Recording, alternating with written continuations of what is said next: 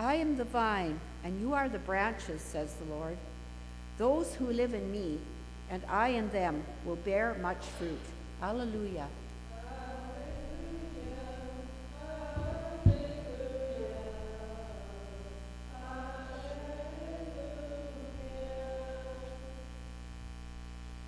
The Lord be with you. A reading from the Holy Gospel according to Luke. Once, Jesus was asked by the Pharisees when the kingdom of God was coming. And he answered, "The kingdom of God is not coming with things that can be observed. Nor will they say, 'Look, there it is,' or 'there it is.' For in fact, the kingdom of God is among you." Then Jesus said to the disciples, "The days are coming when you will long to see one of the days of the Son of Man, and you will not see it. They will say to you, 'Look there,' or 'Look here.' Do not go. Do not set off in pursuit. For as the lightning flashes and lights up the sky from one side to the other, so will the Son of Man be in his day. But first, he must endure much sufferings and be rejected by this generation." The Gospel of the Lord.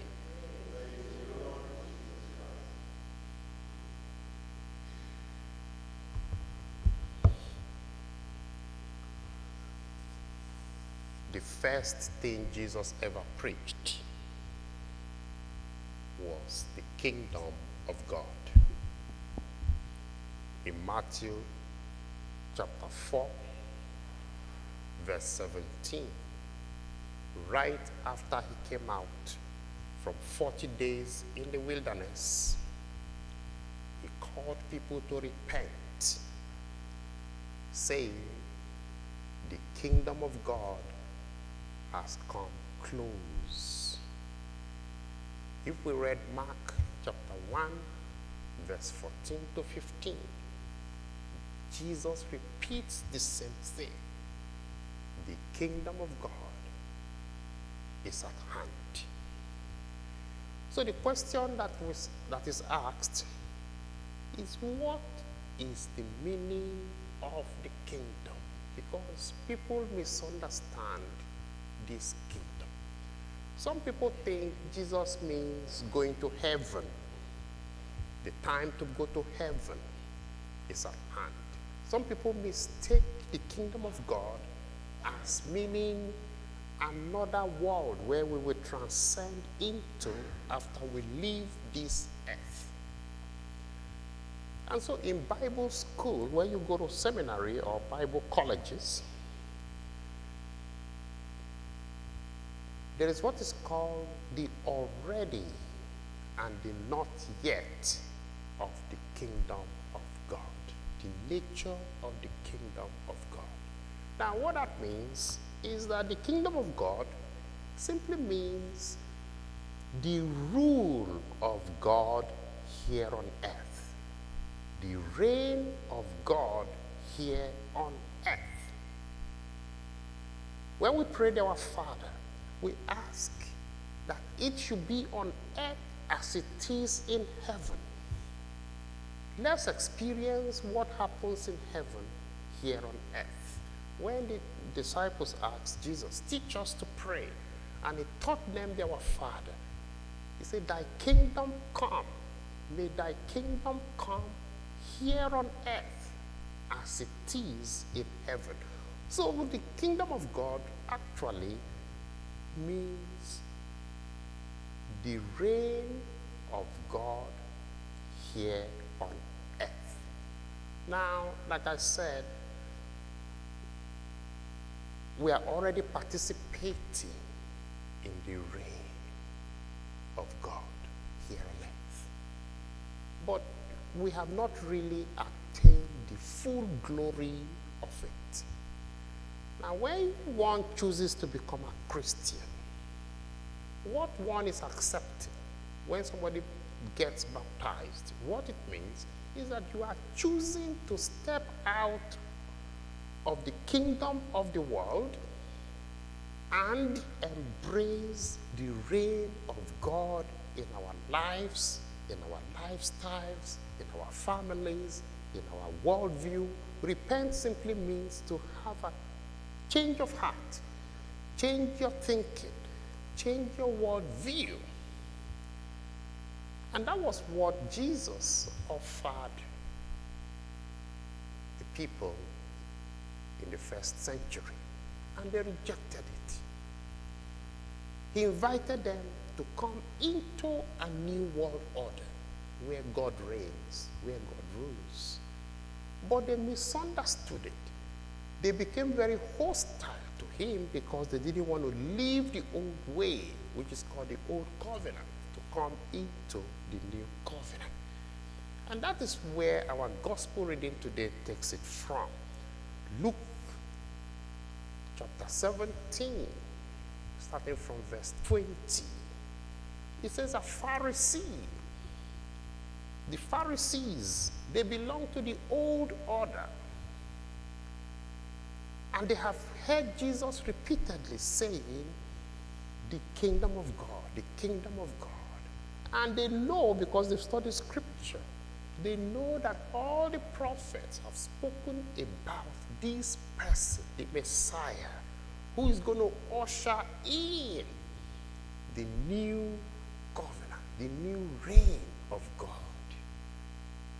All the prophets spoke about this person who is going to come. And so our text today says, the Pharisees came to Jesus and they asked him, when is this kingdom of God going to come? They wanted to know the exact time and date. And Jesus answered, the kingdom of God is already here. The presence of Christ is the kingdom of God among us. He says, the kingdom of God is among you already. Jesus comes to usher in this new reign. But then he says to them, there is also the not yet. So that is what I said, that when we go to seminary or go to Bible college, they teach the already kingdom of God that is here. Jesus is here, he's present, he's preaching, he's working miracles, he's teaching with authority, he's exposing us to what heaven looks like. He's teaching us about forgiveness, he's teaching us about compassion, he's teaching us about love. That's how they live in heaven. There are no grudges in heaven. There are no fights in heaven. There is no tit for tat. There is no revenge in heaven. People live with love. People live with compassion. People eat together from one cup, like in the Eucharist, they share from one bread. People are not miserly. People are kind. People are gentle. People are loving. People are prayerful. People worship God. Those are the things that Jesus is saying that is how life looks like in heaven, and is inviting us to embrace it. And the Pharisees were slow, or we will say they were hostile. They didn't want to accept it. And so Jesus says, it is already here. That kind of life is already here, but it has not completely taken over the world. There are still hostilities, there are still powers that are opposed to it. but that it is going to happen. It is going to come. That's what is called the not yet kingdom. It is already here, but it is also not yet. The glory of God is going to overtake the world, and it's been a long time in coming. And so, but then, Jesus then says, people are going to come and they're going to want to deceive us and say, come, we know the time, we know where, we know how. He says they're going to say to you, look there, look here.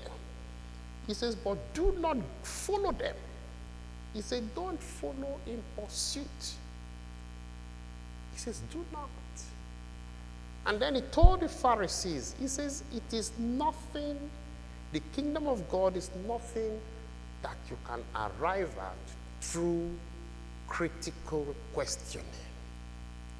It is a voluntary, willingly, personal response to the call of God. You know, the way it is explained in theology is the call of the 12 apostles, the meaning of the call. There was nobody that was not called. Jesus calls them by name. When he saw Simon, when he saw Andrew, when he saw James, saw John, saw Matthew at the tax booth, he called them by name and invited them, and he says, follow me.